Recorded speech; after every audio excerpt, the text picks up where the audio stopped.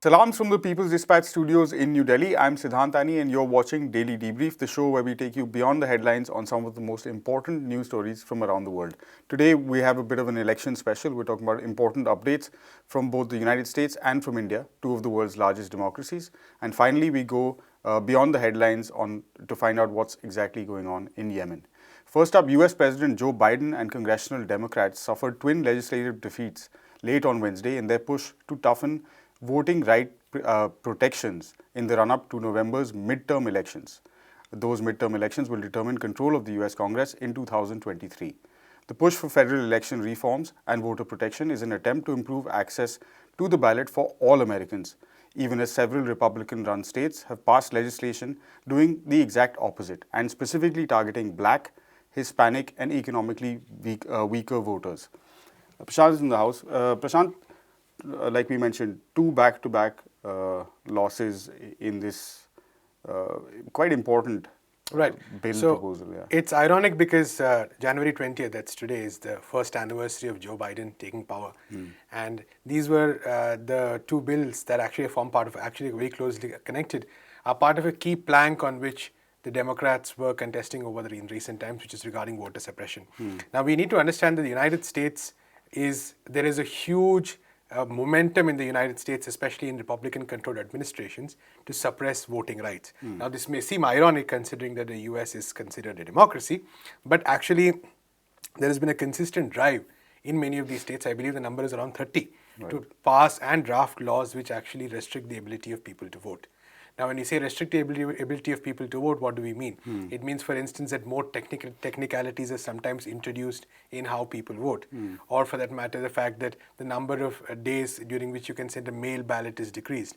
Or for that fact that more conditions are applied when you can be disqualified, for example. In terms of being disqualified or when you need to send a mail ballot. For instance, sometimes bringing food could disqualify you in an election queue for that matter.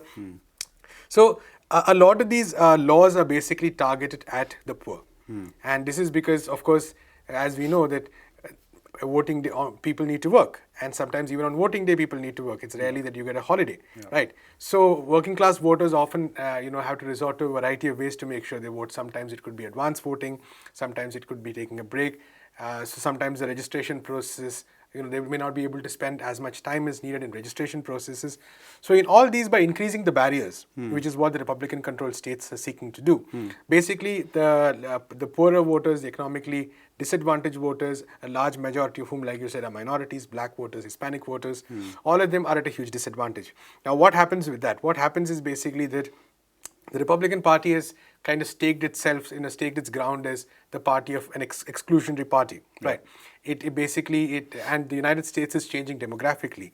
So it actually wants to protect itself from these changing demographic trends. So in that sense, it is also a very deeply racist kind of policy that the Republican administrations are pursuing. Now, what has happened is that the Democrats have failed to combat this in any meaningful way.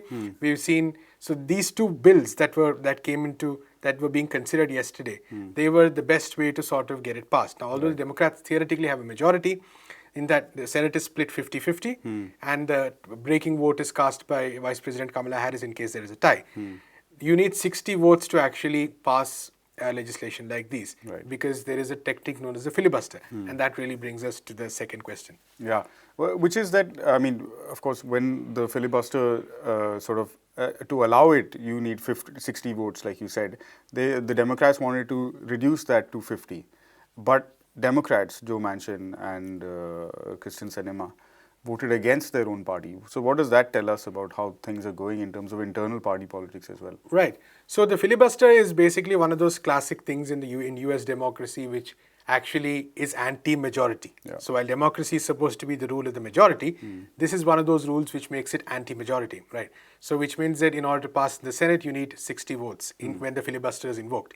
And what happens here is that nowadays the opposition inevitably keeps invoking it. So what the Democrats were trying to do is was to reduce that qualification, like you said, from 60 to 50. For that, a simple majority was enough, which means if all the Democrats had voted in favor, 50, the Republicans were going to vote against anyway, 50 and the Vice President could have broken the tie. But like you said, the two Democratic senators, Sinema and Manchin, voted against it. This again shows that the larger fact that it's often wrong to pit Democrats versus Republicans on issues like this, because there is U.S. politics itself is so completely corporate run that it is not surprising that there is so much opposition to a rule which to a rule which actually strengthens the power of a minority. Yeah.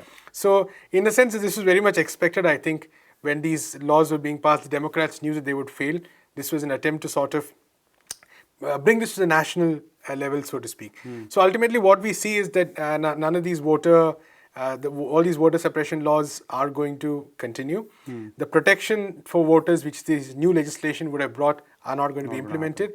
And I think once again, this really cements the idea of how anti-democratic, in some senses, U.S. democracy actually is.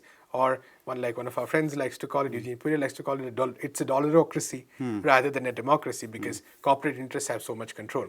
So that's really where we are at. And I think as time passes, we'll see more of these legislations being passed which restrict the ability of poorer people to vote. And this really shows also the fact that whether it be the legislature, whether it be the courts, there are very strong checks and balances in place in a bad way to sort of prevent the Democrats from, or prevent progressive sections from advancing anything. Democrats not being able to really mobilize properly in any way. And the Republicans, of course, claiming that they're doing all this to protect democracy, whereas we have seen them violating democratic norms time and again, standing by Trump, for instance, who basically staged an insurrection. So it's a complete mess, the US political system right now, no other way to describe it. Yeah. All right, moving on from one complex democratic situation to another, legislative assembly elections are scheduled to be held in the Indian state of Uttar Pradesh from 10th Feb to 7th March this year in 7 phases to elect the 403 members of the Uttar Pradesh Legislative Assembly. The votes will be counted and results declared by March 10th. Now, UP is, for those who might not know, the most populous state in India with over 200 million inhabitants and has always played a pivotal role in federal politics in India. NewsClick's Pranjal is with us this afternoon. Pranjal, first of all, tell us why this election is so important. So, Siddhant, you have already given why this election is so important. More than 200 million population, 403 assembly seats in the Legislative Assembly. And they also have 80 parliamentary seats. Right. So out of 403, the BJP and the allies, which is National Democratic Alliance, has around 312 seats right now. And they have 62 parliamentary seats right now. Not just that, they also have 31 seats for the upper house of the parliament, which is determined by how many number of legislative assembly seats do you have. Right. So out of 31, they right now have 22 seats in state of Uttar Pradesh. So this is the state which has highest number of legislative seats in India and highest number of parliamentary seats in India. When you rule a state like this, the chances of you getting a majority in the parliament election increases. And that's what BJP has done. In 2014 elections, the BJP had won 71 seats out of 80 in Uttar Pradesh, which has come down to 64, which is still not that less. Yeah. So these 403 seats are also going to determine how many seats they might win in the parliamentary elections of 2024. That's why these states become very important for Bharatiya Janata Party and also the Indian politics. Not just that. For passing of any bill, you also need to have a majority in the upper house of the parliament. Absolutely. And 31 seats is a huge number. That way, where BJP got majority very late. Especially after winning the Uttar Pradesh election. So if they have to maintain that and make sure that they are able to pass bills even in the upper house of the parliament, they need to win maximum number of seats in Uttar Pradesh. So that's why this election is very important for them. But not just that, there's also an opposition party called Samajwadi Party. It's a break or make election for them. If they lose this election, it's going to be an end for Akhilesh Yadav and the Samajwadi Party and also the Bahujan Samaj Party, which had been in power once in Uttar Pradesh. So the two of the regional parties are facing make or break elections in their entire political career for first time. This has never happened in UP. So that's one. You also need to see that the UP has laid basis for foundation of Bharatiya Janata Party in India, and that's where their communal politics was began basically. Played out. It's played out. And they're trying to do similar things again in this election, talking about temple, talking about how it's Hindu versus Muslim election. So it has been a laboratory for the BJP since they have been formed. That's why it's an important election, because if BJP loses in UP, then its communal card might have been defeated by the people of Uttar Pradesh. So if you want to keep a check on growing communal polarization that we are witnessing right now in the country, that's why necessary for BJP to lose this election, and that's going to play a bigger role in the Indian elections of 2024.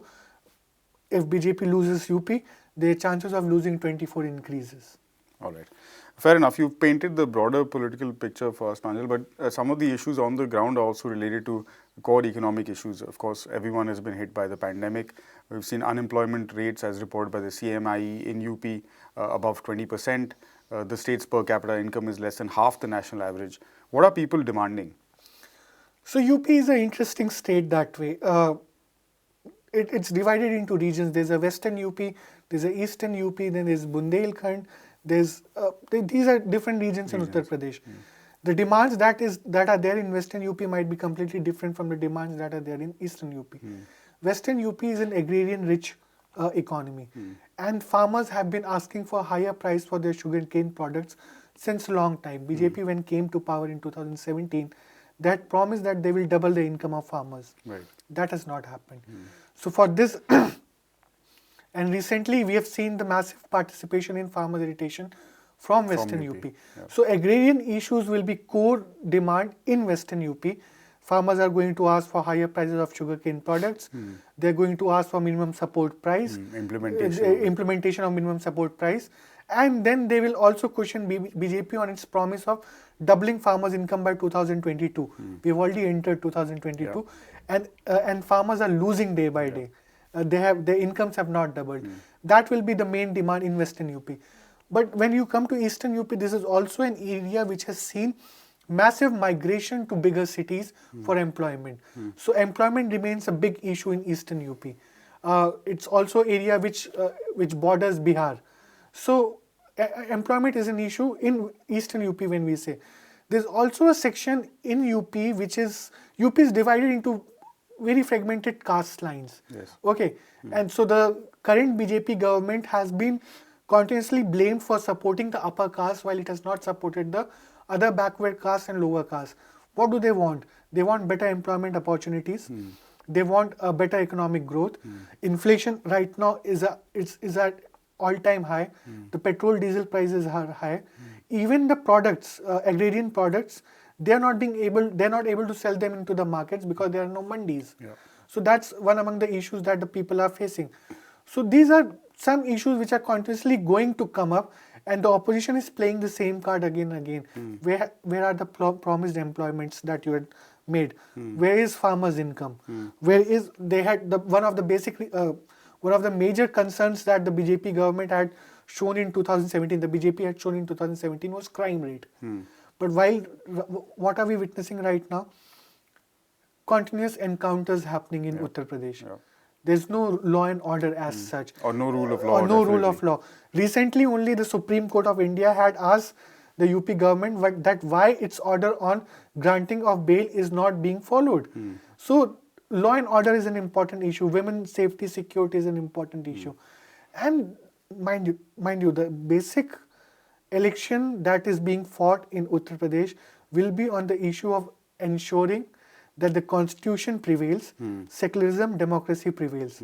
And that's a bigger fight that the opposition right now is fighting in UP. Absolutely it is, yeah. And we will of course be in touch with you for regular updates on what's happening on that 7-phase massive election as we get closer to the date. But moving on to our final story now. 2 days ago on the show, we reported on airstrikes by the Saudi-led coalition fighting Yemen's Houthi group on the capital city Sana'a.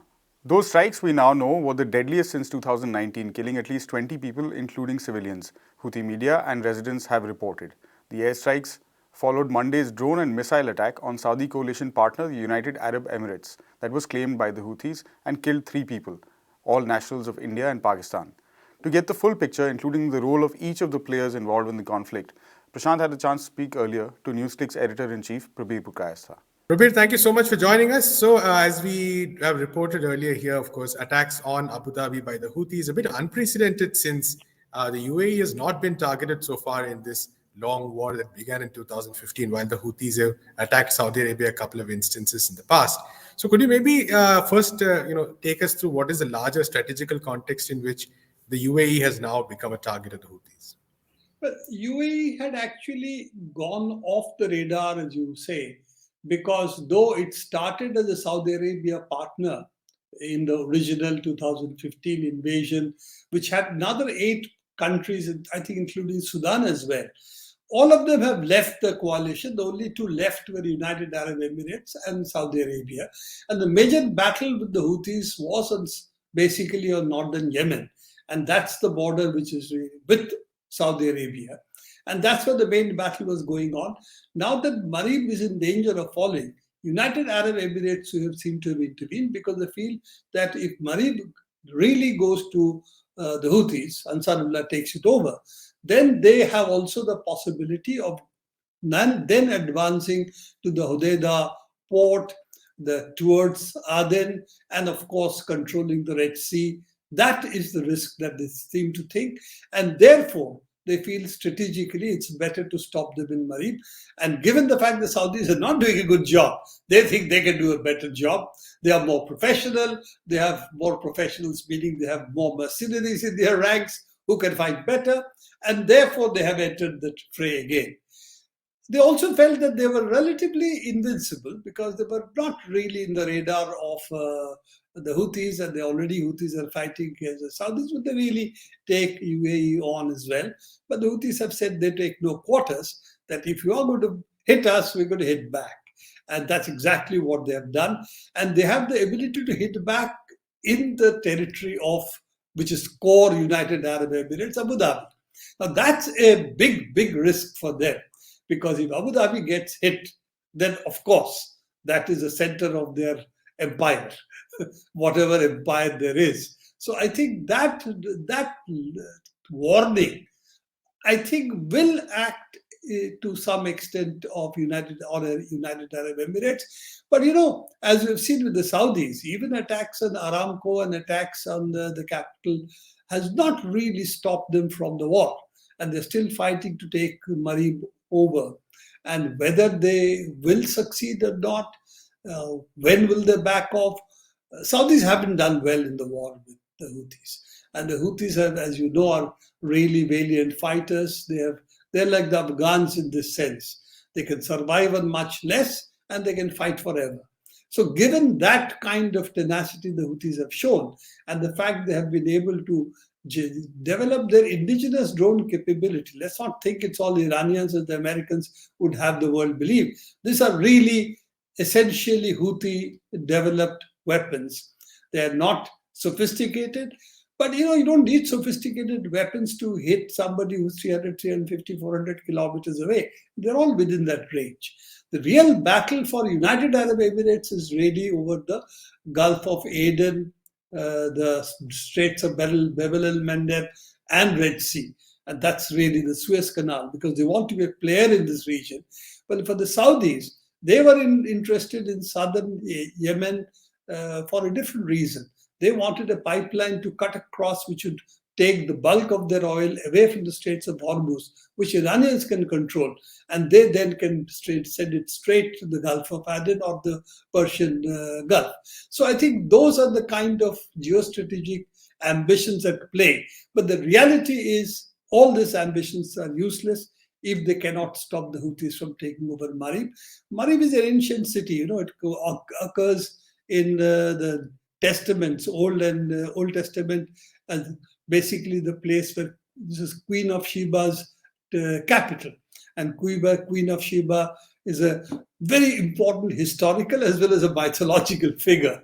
So this is Marib is that capital. It's an ancient civilizational place. It has a significance which goes far beyond the current battle. And I think that's where the upstarts like the Saudis and the United Arab Emirates make a mistake. They don't understand that there is far more at stake for the people in these places than they believe. And it's not easy to threaten them or buy them. And that's really the battle they're playing. So I think it's again a new dimension to the war, or shall we say restoration of the old dimension, from which the United Arab Emirates had withdrawn 3 years back, saying, okay, we get the south, we've got Aden, that's virtually under the control of forces very close to UAE, and therefore we don't really have to fight for Marib, that Saudis do it. Now I think the reversal of the strategy, looking at the threat that to Marib, that is what has changed the equation, and that puts into play United Arab Emirates and even southern Yemen. Though Houthis have no ambition to control this southern Yemen as of now. Thank you so much, Prabir. We'll be following this issue, especially, and seeing if this can actually lead to further discussions or talks, or will it lead to a further escalation in warfare and aggression on both sides. That really is the question. We'll get back to you soon. Right, that's all we have on the show for today from me and the entire People's Dispatch team. Thank you very much for watching. We'll be back again, same place, same time tomorrow. Until then, for more updates on all of these stories, please visit our website, peoplesdispatch.org, and give us a follow on all the regular social media platforms. Stay safe. Goodbye.